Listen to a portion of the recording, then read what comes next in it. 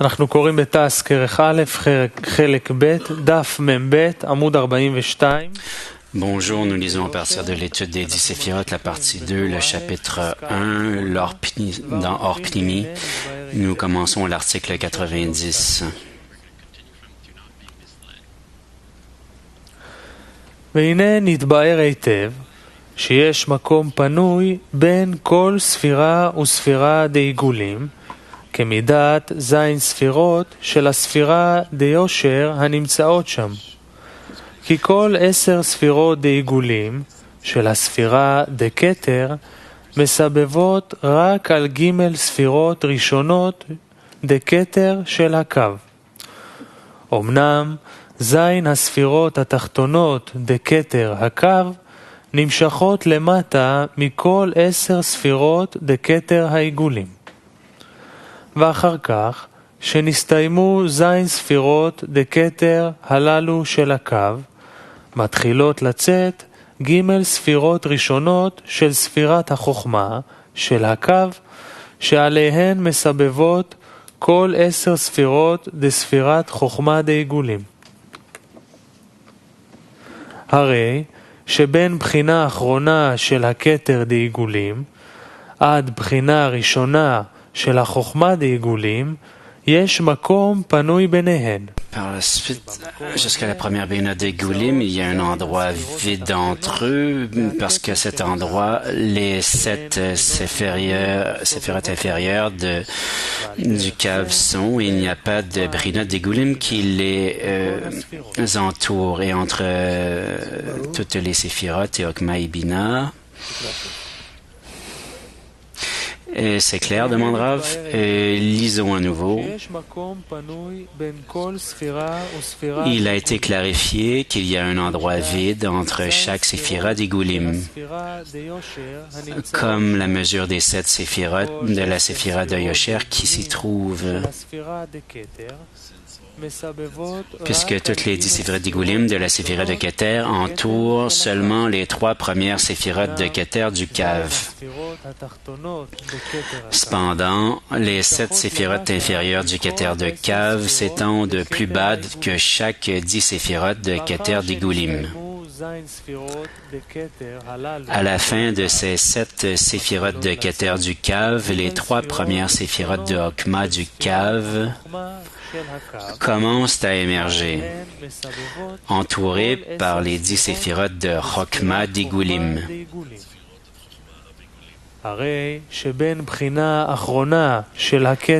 Ainsi, entre la dernière Brina de Keter d'Igoulim et la première Brina de Okma d'Igoulim, il y a un espace vacant. C'est là que se trouvent les 7 séphirotes inférieures de Keter de cave, c'est-à-dire là où les Igoulim ne les entourent pas. C'est comme cela aussi entre Okma et Bina, comme entre chaque 2 séphirotes.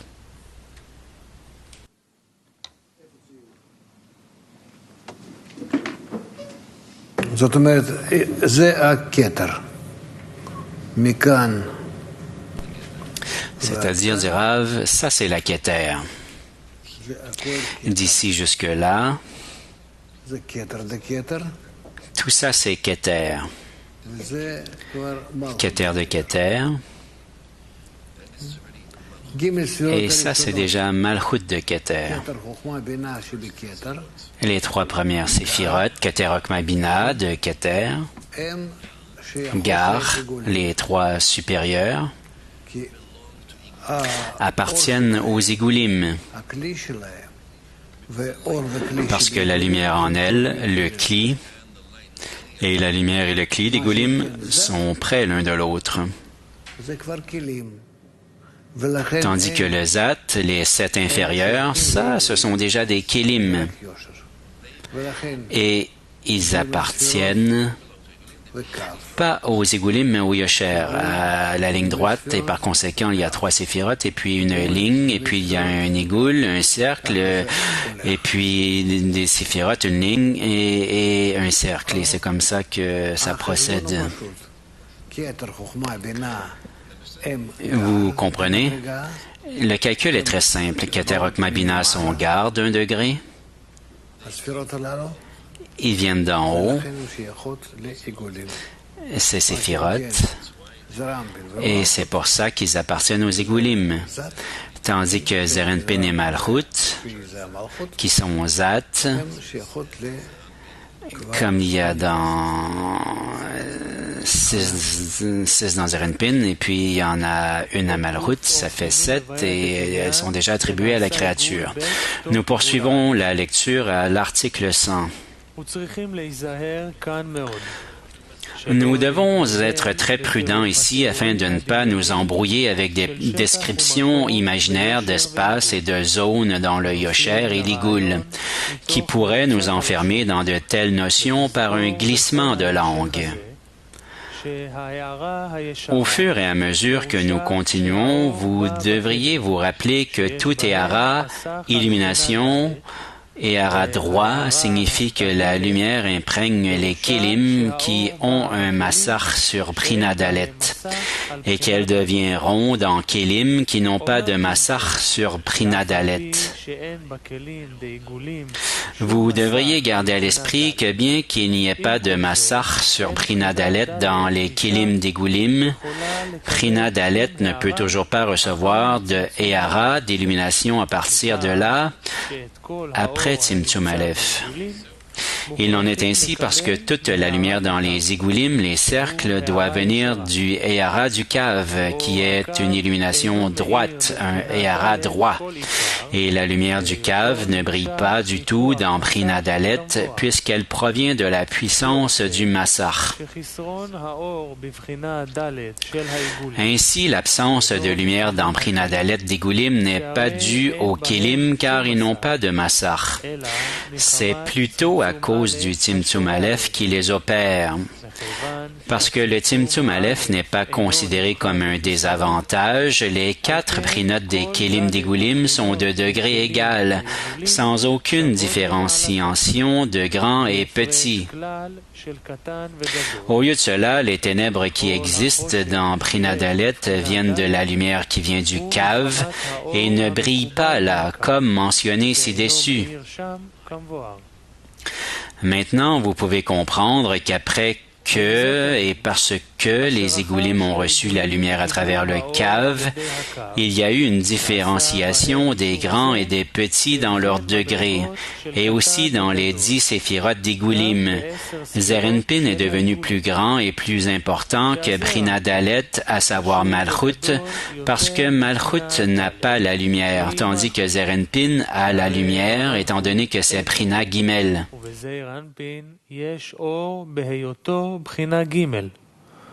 ובספירת הבינה דעיגולים, האור יותר גדול מבזעיר אנפין, להיותה רחוקה מן בחינה ד'. De même, la séphira de Bina d'Égoulim a une lumière plus grande que Zerenpin, puisqu'elle est plus éloignée de Prina Dalet que Zerenpin, puisqu'elle est Prina Bet.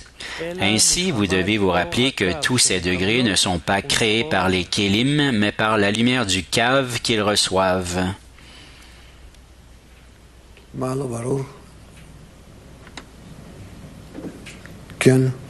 Alors, qu'est-ce qui n'est pas compris, demande Rav?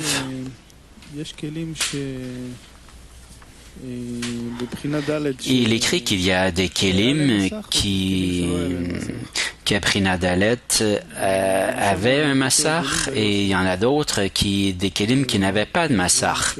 Et à partir de là, les Égoulim et les Yosher sont sortis. Alors ma question c'est, pourquoi est-ce qu'il y a une séparation, une division entre ceux qui ont un massar et les récipients qui n'ont pas de massar? D'où est-ce que les Égoulim et les Yosher viennent, dit Rav? Les Égoulim sont avant le Tzimtzum et Yosher, c'est les récipients qui viennent après le Tzimtzum. Et dans les Kélim qui sont avant la restriction, qui ont été vidés et qui maintenant n'ont pas de massar, il n'y a rien pour les remplir, mais les Yosher peuvent remplir les Égoulim. Tout notre travail, c'est que nous, par les Kélim de Yosher, nous allons remplir les Égoulim. Et ça, c'est comme ça que la fin de la correction survient. Et c'est ce qu'il nous faut atteindre, l'Igoul, le cercle. Et c'est pourquoi nous pouvons le voir aussi dans ce monde, que nous le voulions ou non. Le monde nous ramène constamment à l'Igoul. Il nous élargit. D'accord?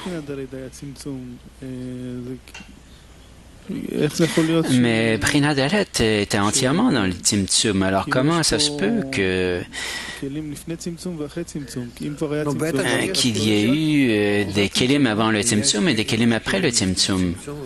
Mais bien sûr qu'il y a des récipients avant le Tzimtzum et d'autres après le Tzimtzum, dira. Mais que veux-tu dire? Il y a 4 phases de la lumière directe. Est-ce qu'ils sont aussi restreintes, oui ou non? Malchut de Tzimtzum Aleph, qu'est-ce que ça veut dire? Ça veut dire que c'est Prina Dalet après qu'elle ait tout reçu. Et tous les égoulim là étaient remplis de toute la lumière. Et il y a eu une restriction. Mais tout le reste des kilim n'ont pas été restreints. C'est-à-dire que plutôt que la lumière en est partie, parce qu'il n'y a pas de partiel dans la spiritualité, tout dépend de Malchut. Mais eux-mêmes étaient des égoulim, ils sont demeurés des égoulim. Ces discernements et aussi toute la restriction s'est faite dans un égoul d'une façon uniforme. Comme le petit, comme le grand, ils se sont tous restreints de façon uniforme. Continuons. אז מה הוא אומר בסופו של דבר? שמצד אחד Mais qu'est-ce qu'il dit lorsque il dit que l'un d'eux, les 4 prinotes des égoulim sont égaux sans aucune différenciation de grand et de petit? Mais certainement, parce qu'il n'y a pas encore d'Irav, ce sont des égoulim. Eh bien, il n'y a pas de massar, c'est ça? Et il y a 4 prinotes et pas dans les kilim. Dans les 4 prinotes, y a-t-il des différences? Mais quelle différence y aurait-il entre elles? Et il y a une différence, mais pas de grand et de petit. Tu as raison, oui, dit Rav, et ensuite? Mais alors il dit que toutes les ténèbres viennent d'une ligne qui n'illuminait pas.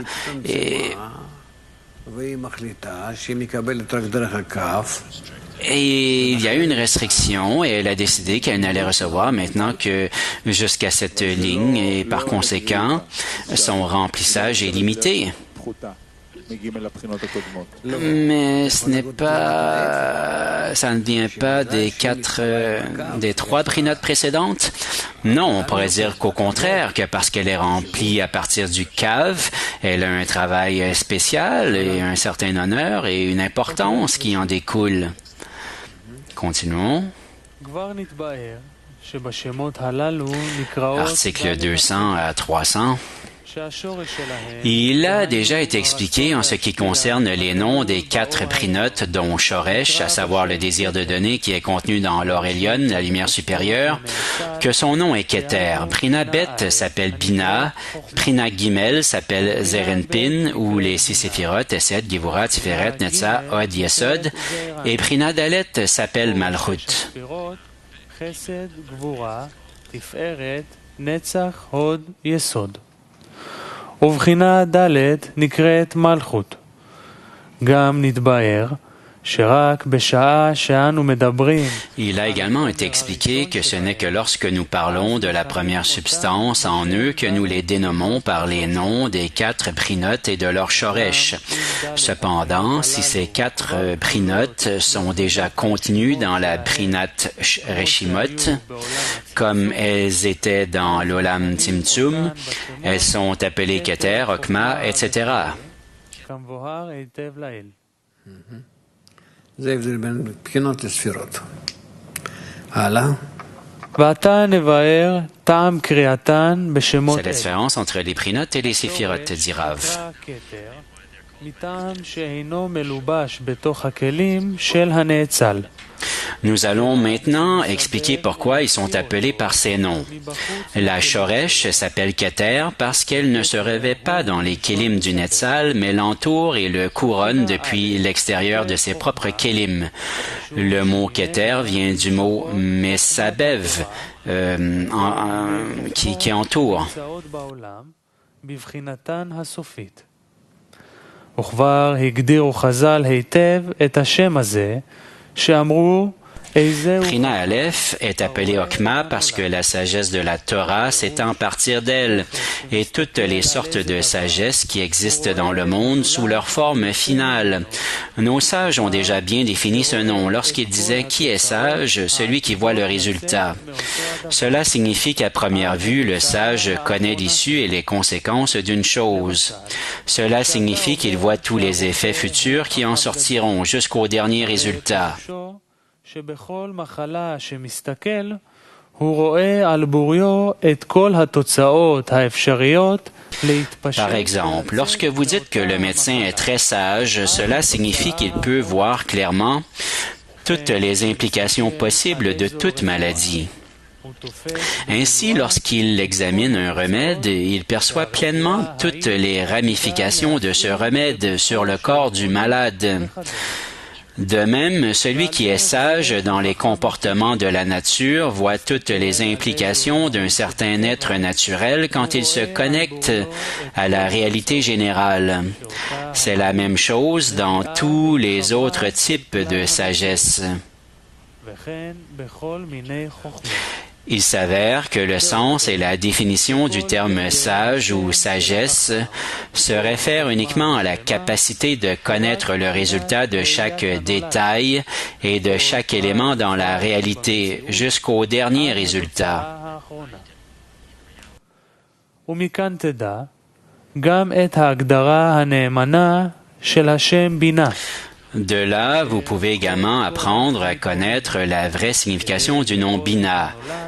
Toute la puissance de Hitbonenut, l'examination ou l'observation, pour voir le résultat de chaque élément dans la réalité, à la fois dans la Sainte Torah et dans l'Isoniut Nimshach, à partir de la séphira de Bina, d'où le nom Bina.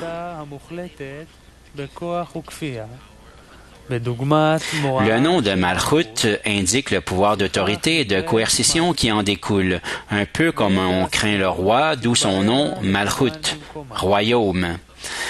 Les noms des autres séphirotes seront expliqués plus loin dans le texte. Maintenant, nous pourrions demander, Bina aurait dû venir avant Okma parce que l'examen de l'avenir et le désir savent qu'elle vient en premier. De plus, ils produisent et provoquent la perfection finale, c'est-à-dire la connaissance du résultat à l'avance, appelée Chokma. En effet, je vous ai déjà expliqué que l'ordre d'émanation des mondes est le désir de la façon dont nous le comprenons. L'accomplissement du désir vient en premier et provoque l'apparition du désir. La perfection précède et provoque l'apparition de l'imperfection, car ainsi, les degrés descendent d'Ein Sof, Tzimtzum après Tzimtzum, jusqu'au plus corrompu, Olam Hazeh, ce monde. עד לעולם הזה המקולקל יותר מכולן. על מנת שאחר כך אפשר לעלות ממנו ולגלות ולמלות את הכל. הלאה.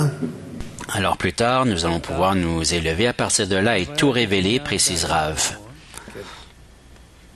העולם הראשון שנאצל לאחר הצמצום Article 400 sur Adam Kadmon. Le premier Olam, monde, à émaner après le Tzimtzum s'appelait Olam Adam Kadmon, l'homme primordial. On l'appelle aussi Olam Keter. Les quatre Olamot, Atzilut, Bria, Yetzira, Asiya, revêtent cet Adam Kadmon. Et certainement qu'il vaut la peine de le relire plusieurs fois, mais pour l'instant, continuons, dit Rav. והנה, הבחינה המחברת כל העיגולים יחד, היא עניין קו הדק הזה המתפשט מן האין סוף, ועובר ויורד, ונמשך מעיגול אל עיגול, עד סיום תכלית כולם. ודרך הקו הזה, נמשך האור והשפע הצריך לכל אחד ואחד מהם. Nous sommes passés à 6 dans les mots du Hari. Le cave relie tous les égoulim ensemble. Ce qui relie tous les égoulim ensemble, c'est ce cave mince qui se dilate d'Ensof et passe et descend, et Nimshash s'étend d'un égoul à l'autre jusqu'au tout dernier d'entre eux. L'or et la shefa dont chacun d'eux a besoin de Nimsh s'étend à travers ce cave.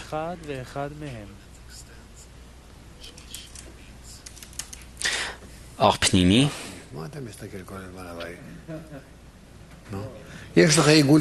Quoi, Niv? Pourquoi me regardes-tu toujours comme ça? Tu as un égoul extérieur, comme les peaux d'un oignon, dit Rav, et autour de ces couches, tu as une lumière, et cette lumière pénètre dans le cave, la ligne passe à travers tous les égoulim, et elle explose jusqu'en arriver au centre de tous les cercles, et en chemin, elle remplit tous les cercles, et c'est tout.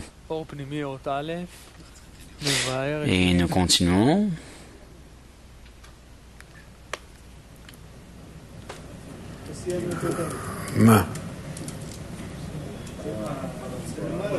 היינו צריכים לקרוא את אות א' של האות הקודמת, של אות ה'. Nous étions censés lire l'article 1 des articles précédents, de l'article 400. Il y avait comme un sous-point et là nous revenons en arrière. Article 400 et sous-point 1. Bien qu'ils ne sont que 4 degrés, ce qui signifie les 4 prinotes ci-dessus, ils ont encore 10 séphirotes. C'est parce que Prina Gimel, appelé Zerenpin ou Tiferet, se compose de 6 séphirotes, appelées Esed, Givura, Tiferet, Netza, Od, Yesod. La raison en sera expliquée en temps opportun. Vous devez être conscient de la précision dans Sefer Yetzira, le livre de la création, au chapitre 1, section 4, il est dit 10 et pas 9. C'est quelque chose de remarquable, en effet, car il a déjà été expliqué que toutes les enluminures des séphirotes de l'Orelion, même dans les égoulim, qui sont complètement égaux, ne brillent pas dans Prina Dalet, à savoir Malchut. Le nom Séphira indique la lumière et le cli seulement, quand ils sont ensemble, c'est-à-dire quand l'Orelion est revêtu dans le cli. Cependant, un cli sans or, lumière, n'est pas appelé par ce nom, car le nom Séphira désigne la luminosité et l'éclat. Par conséquent, il aurait été plausible de penser que Malchut n'est pas du tout une Séphira, puisque l'Orelion, la lumière supérieure, ne brille pas en elle.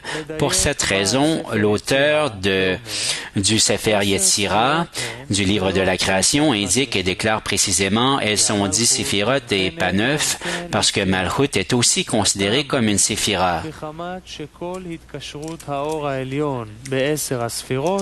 La raison en est que toute connexion de l'Orelion avec les 10 séphirotes se produit précisément à travers le rosaire, la lumière réfléchie, que Malchut soulève par le pouvoir du Massach en elle d'en bas vers le haut.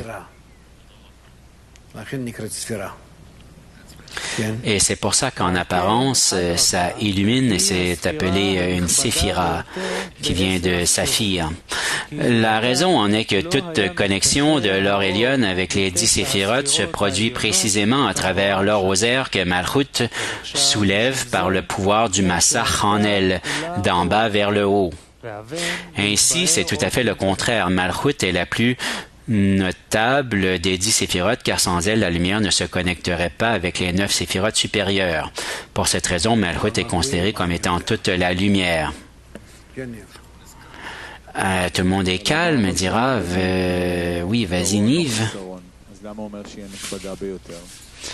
Alors, il n'y a pas de bénéfice. C'est parce que plus tard, même s'ils n'illuminent pas d'elles-mêmes, comme les 9 premières le font, chacune d'elles illumine d'elle-même. Malchut n'illumine pas d'elle-même, mais elle élève le rosaire. Et là, elle peut connecter tout le reste des séphirotes. Et après Tzimtzum Aleph, grâce à elle, car elle élève le rosaire, elle brille en elle. כן יש יתרון וחיסרון לספירות? לא. Alors, il y a Malchut avec les autres séphirotes. Non, pas pour elle-même, dit Rav, mais c'est comment elle transfère la lumière. Il y a 9 séphirotes qui transfèrent la lumière, et la lumière en elle vient du haut jusqu'à elle, et Malchut n'a pas de lumière qui vient d'en haut, mais en faisant un massa, une restriction, et puis alors aux airs, elle s'imprègne des 9 séphirote supérieure et est aussi considérée une séphira, mais elle n'illumine pas d'elle-même. Mais elle n'a pas sa propre batterie pour illuminer comme une lampe de poche, par exemple, mais elle est comme un miroir qui, en apparence, est comme une séphira. Elle resplendit comme une séphira. Alors, il écrit que, en ce qui a trait à la lumière qui retourne, et oui, dit Rav, oui.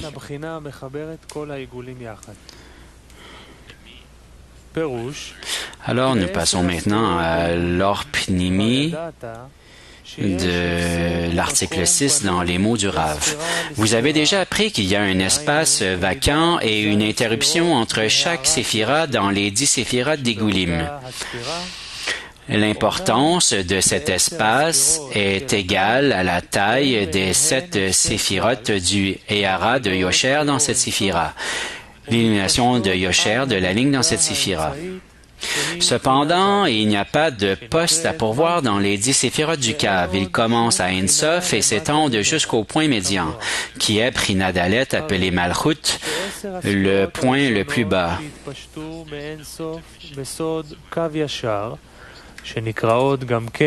Ainsi, il n'y a aucune interruption entre les premières 10 séphirotes qui se sont étendues d'Ein Sof comme un cave droit, aussi appelé 10 séphirotes d'Adam Kadmon. C'est pourquoi le Rav dit que les séphirotes du cave relient aussi les 10 séphirotes d'Egoulim. Les 7 séphirotes inférieures de chaque séphira de Yosher relient les 10 séphirotes de la séphira supérieure d'Egoulim avec les 10 séphirotes de la séphira inférieure d'Egoulim. משום דהארת 10 ספירות דחוכמה דעיגולים, המקבלות מגר דספירת חוכמה דיושר, הנה בהכרח שהאור הזה עובר דרך זין ספירות תחתונות דספירת כתר דיושר, שהרי גר דחוכמה. Le Ehara des 10 séphirotes de Hokma d'Egoulim qui reçoit des 3 supérieurs de Hokma de Yosher voyage nécessairement à travers les 7 séphirotes inférieures de la séphira de Keter de Yosher. C'est parce que le gar de Hokma de Yosher doit recevoir des 7 séphirotes de Keter de Yosher et se déverser dans les 10 séphirotes de Hokma d'Egoulim. Finalement, les 7 séphirotes inférieures de Keter de Yosher relient les 10 séphirotes de Keter d'Egoulim aux 10 séphirotes de Hokma d'Egoulim.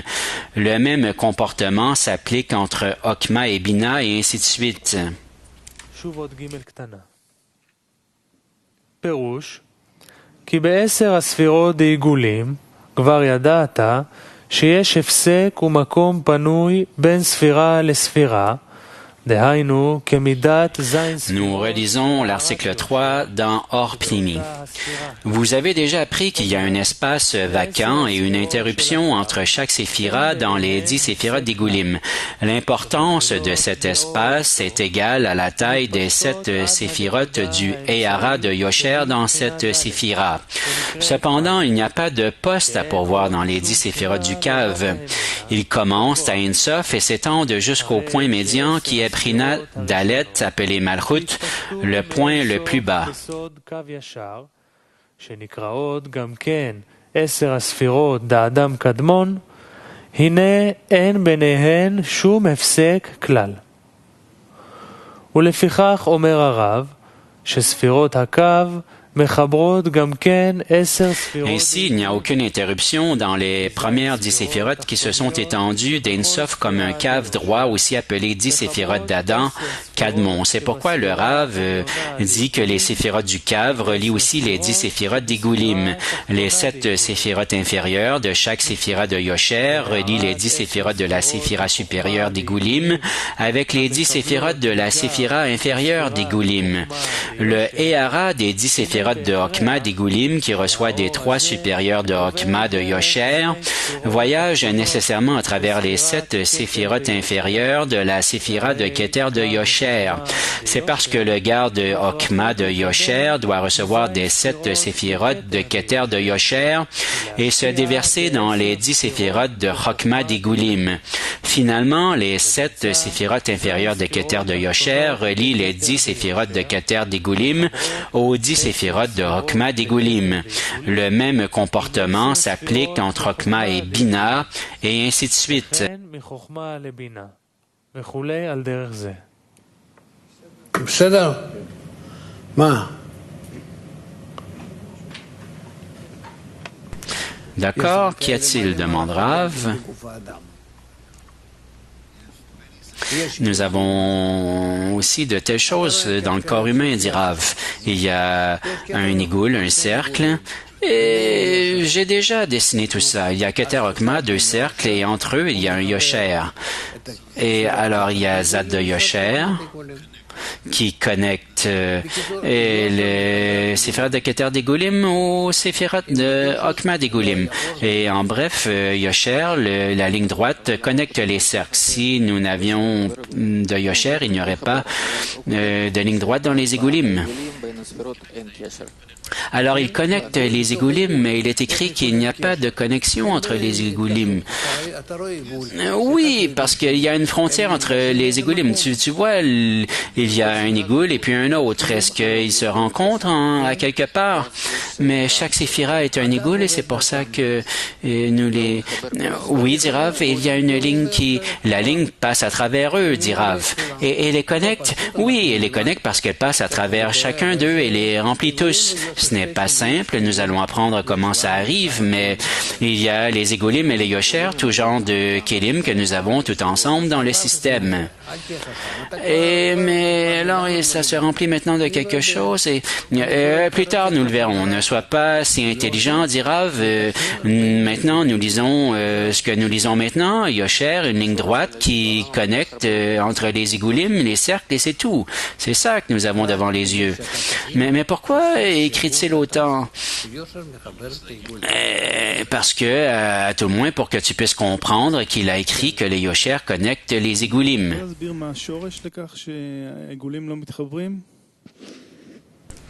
Pourrais-tu expliquer ce qu'est la racine des Igoulim, des cercles qui se connectent? Les Igoulim sont des Kélim qui viennent d'avant la restriction. Et chaque cli est une partie. Il n'y a rien qui ne connecte entre eux. Et ce qui arrive dans les Yosher, les lignes droites, ce n'est qu'une image des cercles et des lignes droites, mais il n'y a rien de ceci ou de cela. Mais plutôt, dit Rav, il y a les récipients qui changent en raison de la restriction, le massach, le rosaire et toutes sortes de choses. Et ça change. Et par conséquent, ils peuvent changer et se compléter et s'adapter à toutes sortes d'états. Et les Yosher, non. Et les Yosher, c'est comme avant la première restriction. La lumière a créé ses kélim, tout comme la lumière est ronde, pleine, entière, et uniforme. Et c'est comme ça que les kélim ont été créés. Alors, la ligne apporte des kélim dynamiques qui peuvent changer pour atteindre une connexion avec l'un, puis l'autre, et un troisième. Et alors, qu'est-ce qu'il nous dit? Il nous dit que ce tuyau, cette ligne, passe du plus grand cercle jusqu'au centre du dernier cercle, du plus petit. C'est parce que le rosaire, en raison de le rosaire de la lumière réfléchie, tout ça? Oui, bien sûr que c'est en raison de le rosaire de la restriction, puis le massacre, et ça s'adapte à toutes sortes de birinotes. Et ça, c'est la qualité de la ligne. Et les cercles demeurent comme ils sont, des égoulim. Et il y a la gouvernance qui passe à travers les égoulim, et il y a une gouvernance à travers les yosher. C'est-à-dire que sur toi, maintenant, il y a une gouvernance en termes d'égoulim, parce que tu n'es toujours pas adapté au yosher. Tu n'as pas droit encore.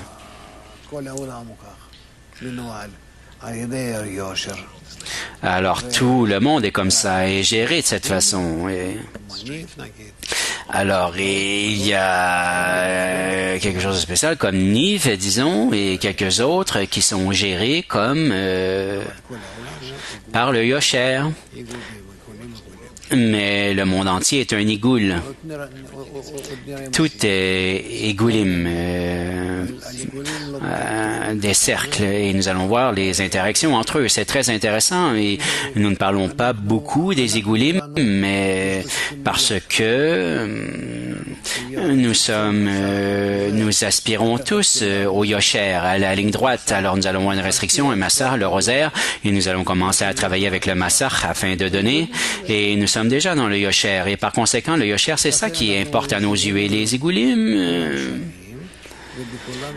c'est pour ça que nous disons que les égoulim sont tous égaux, et en chacun d'eux, il y a la lumière de Nefesh.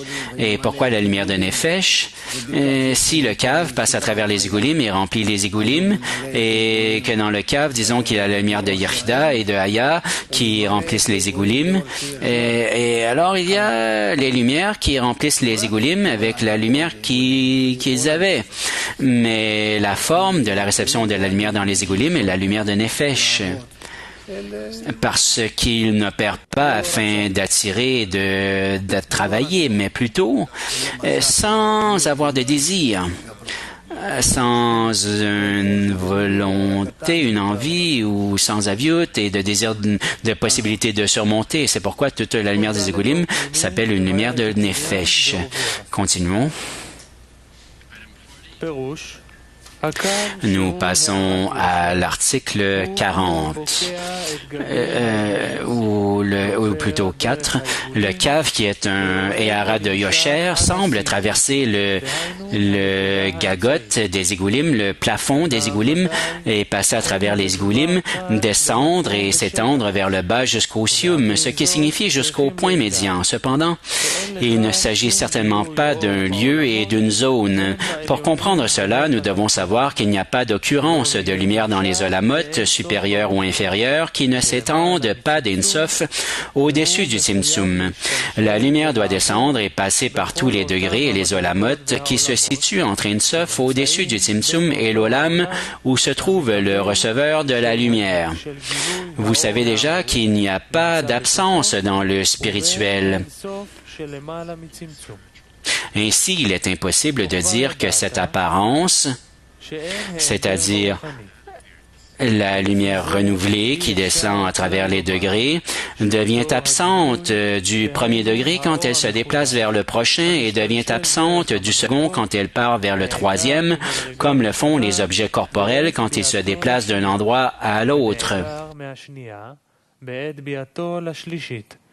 כדרך דבר גשמי העובר ממקום למקום, שזה לא ייתכן ברוחני כלל. C'est tout à fait impossible parce qu'il n'y a pas d'absence dans la spiritualité. Au lieu de cela, elle reste nécessairement dans chaque degré au fur et à mesure qu'elle les traverse. Se déplacer entre les degrés est comme allumer une bougie à partir d'une autre, où la première ne diminue en rien sa lumière.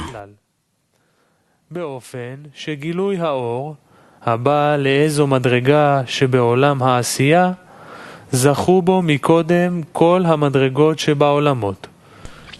Ainsi, l'apparition de la lumière qui vient à un certain degré dans Olam Asiya est d'abord donnée à tous les degrés dans les Olamot entre Insof, au-dessus du Tzimtzum et le receveur qui se trouve dans Olam Asiya. Oui, tout comme nous venons d'en parler, le fait que les Rishimot s'élèvent de Sag et puis jusqu'à Malchut d'Ensof, et à Malchut d'Ensof, ils se mettent à remplir tous les Partsufim jusqu'à l'endroit où les Rishimot viennent, d'où ils sont originaires. Vous vous souvenez de tout ça? Et il y avait même eu des questions à ce propos. Alors, Yochai, tu voulais poser une question, non? Alors continuons. Il s'avère que le Héara du cave direct doit passer par les Kélim des Goulim parce que les Kélim des Goulim ont précédé le cave. Ils sont apparus immédiatement avec le Tzimtzum. Cependant, les Kélim de Yosher apparurent plus tard avec le cave et c'est pourquoi cette Héara et illumination qui passe entre eux ne s'en va jamais. Comme nous l'avons mentionné, il n'y a pas d'absence dans la spiritualité, dans le spirituel. En ce qui concerne la suspension de la lumière d'un endroit à un autre, vous devez également savoir qu'il y a deux contingences de lumière qui subsistent après son passage. Premier,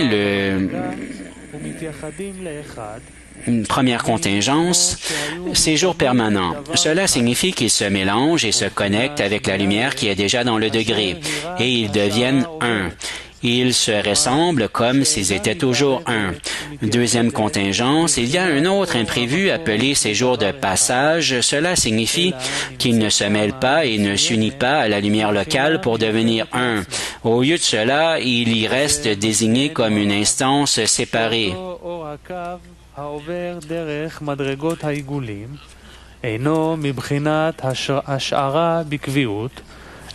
Le Rav nous dit que cette lumière du cave qui passe par les degrés d'Igoulim ne vient pas de la contingence du séjour permanent, mais du séjour passant ou de passage. Et cela nous enseigne qu'elle ne se mêle pas à la lumière des Igoulim pour former une seule prina, mais qu'elle se distingue par sa propre expérience. C'est le sens de la précision du mot passé.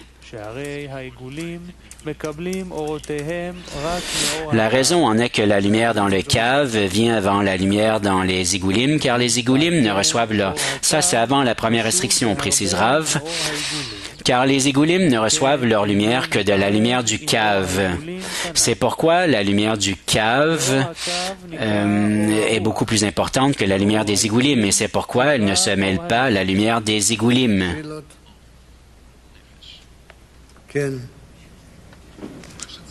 Y a-t-il des questions? Demande Rav.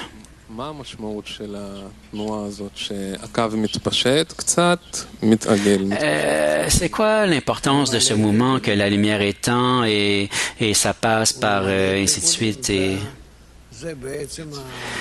mais ça remplit les Igoulim, les cercles, dit Rav, et ça, en fait, c'est son rôle. Les Igoulim sont les véritables Kélim avant la première restriction. Et la ligne était la ligne de la mesure dans laquelle elle œuvre suivant le massach, la viout, le zivuk de Haka, le rosaire, et par là, elle remplit tout. Et alors elle passe par tous les Igoulim comme cela, elle entre 1, 2, 3, 4, 5, et elle agit de cette façon et les remplit.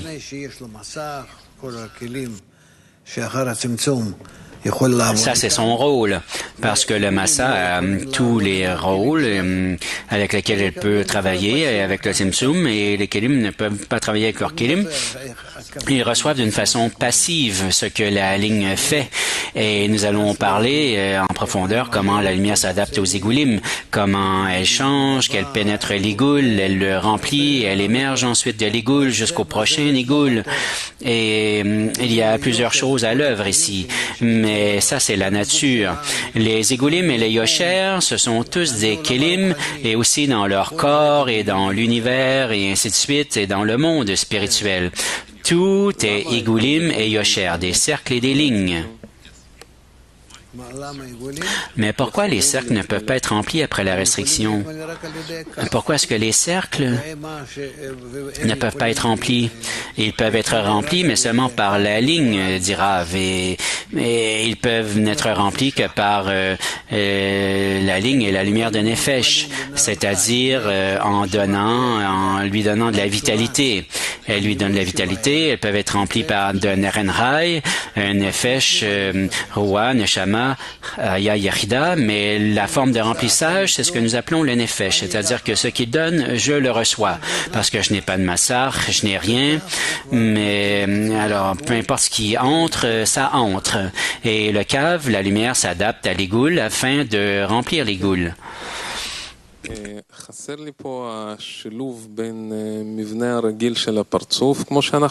je manque de... il y a quelque chose entre les partsoufim que nous avons appris. On ne parle pas de ça maintenant. Dit Rav. J'aimerais demander si les cercles et les lignes sont inclus dans toutes les 4 brinotes.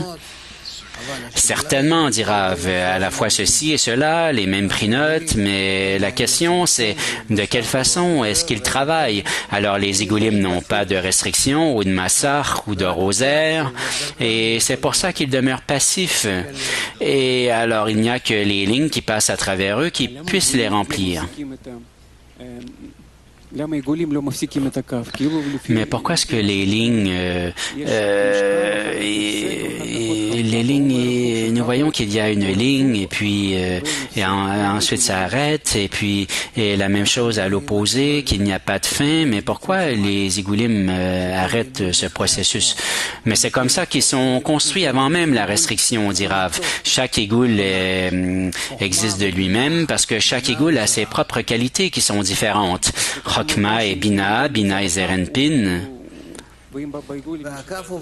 Est-ce que c'est ressenti qu'il y a quelque chose dans les lignes il y a des lignes et des cercles et la ligne passe à travers eux, à travers le Tzimtzum et le Massa. Et dans les lignes, il y a des lois différentes.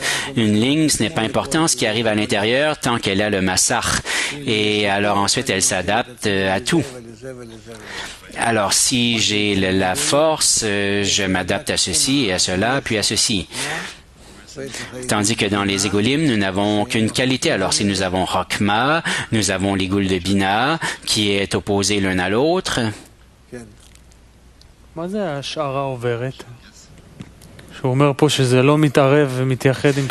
c'est quoi l'illumination qui passe? Elle n'illumine pas de la qualité des lumières, mais c'est comme si elle n'était là que pour une qualité spéciale en elle-même. Oui, il y a une telle chose où la ligne qui passe à travers un igoul ne laisse pas dans l'igoul quoi que ce soit, mais ne fait que passer au travers et poursuit son chemin. Il y a une telle chose que cela. Alors nous voyons ça dans l'eau et nous avons un lac et puis à travers ce lac il y a une rivière qui peut passer au travers et il y a ceci et puis cela. Alors disons que nous avons par exemple ici le Jourdain qui passe des montagnes jusqu'à la vallée du Jourdain et qui passe à travers le lac Tibériade et ces eaux-là ne se mêlent pas avec celles-ci. De l'eau avec de l'eau et elles ne se mélangent pas. Et c'est la même chose avec des courants dans l'océan. Nous avons des courants qui sont très grands. Parfois, nous voyons ça sur une carte à la télé, à quel point il montre comment les courants bougent. Et ce courant-là vient de haut, et puis l'autre d'en bas, et l'autre vient du nord, et ils ne se mêlent pas. Ils ne se mélangent pas. Et il y a des types d'eau différentes.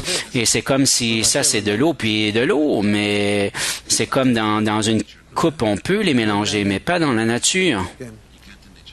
On ne peut pas dans la nature, c'est très intéressant tout ça.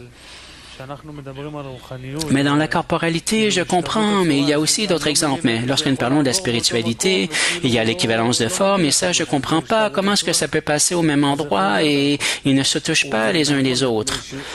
Mais c'est l'équivalence de forme. Alors, mais comment est-ce que ça passe au travers? Ça passe au travers, dira, parce qu'un a des qualités en propre et l'autre a ses propres qualités aussi. Alors, il y a une brèche et puis ça passe au travers. et il n'y a pas de connexion en chemin. La connexion ne se fait qu'un qui passe à travers l'autre, mais pas dans les qualités. Dans la spiritualité, nous n'avons pas des frontières ou les écrans qui ceci passe par là et ceci par là comme des murs ou quoi que ce soit. Dans la spiritualité, ce ne sont que des formes, de l'équivalence ou non. Et c'est comme ça que ça arrive. Oui. Il est écrit dans le livre que les égoulim, les cercles, sont l'attitude du Créateur vis-à-vis des créatures, des êtres créés. Oui, dit Rav. Les égoulim, c'est l'attitude des créatures et du Créateur vis-à-vis des créatures, et c'est la providence générale sur tous les mondes, et ça amène une connexion spéciale au Créateur. Toute personne qui se met à étudier la sagesse de la Kabbale commence à étudier la sagesse de la Kabbale parce que sur lui, une ligne opère.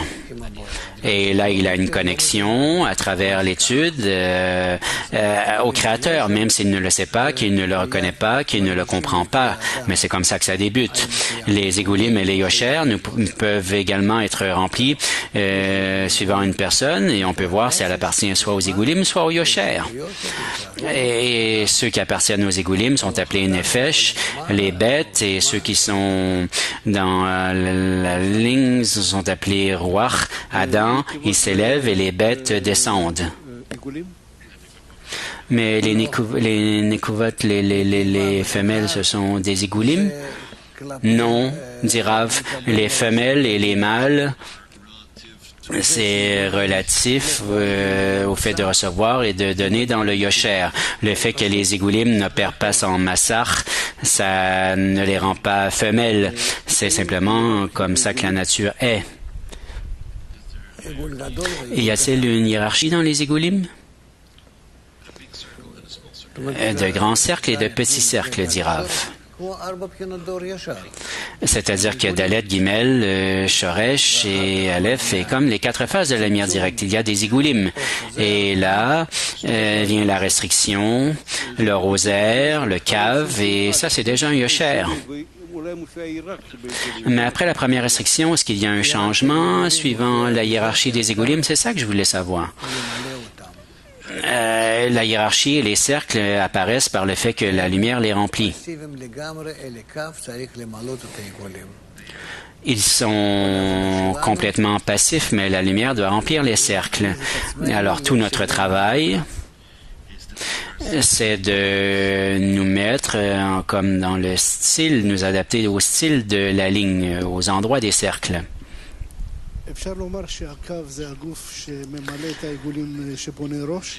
Mais disons que la ligne est le corps qui construit ce roche. Non, nous en reparlerons. Le roche, ce n'est pas en raison de tout ça. Le roche, c'est parce que le roche n'a pas de limitation encore. Mais dans le rosaire, le roche commence à être limité. Alors, disons-le de cette façon, un roche, c'est quelque chose entre les deux, entre les égoulim et les yosher. Mais ce n'est pas des égoulim. Et parce que c'est là où le cave opère. Et la lumière est remplie par la restriction, et puis le rosaire, et puis le cave. Mais je pensais que la ligne construisait ce roche et le remplissait. Non, dit Rav. Non, il ne faut pas penser à des choses qui ne sont pas écrites. La sagesse de la Kabbale est telle que ce que tu apprends, tu l'apprends et c'est tout. Le plus important, c'est d'attirer la lumière. Oui. Tu as dit plutôt que la lumière passait à travers les égoulim. Oui, c'est ce qu'il écrit, dit Rav. Et lorsque la ligne passe à travers les cercles, il y a l'exemple de 2 rivières qui ne se mélangent pas. Est-ce que c'est une impression quand même qui sont laissées de l'un puis de l'autre, de la ligne et puis des égoulim, ou ils sont complètement déconnectés? c'est mieux de dire qu'ils sont déconnectés. Plus tard, nous verrons qu'ils ne le sont pas. Mais pour l'instant, il nous faut apprendre chaque chose en temps et lieu, dit Rav. Alors, où en sommes-nous? Or, Pnimi, l'article 5. Ah, d'accord, très bien.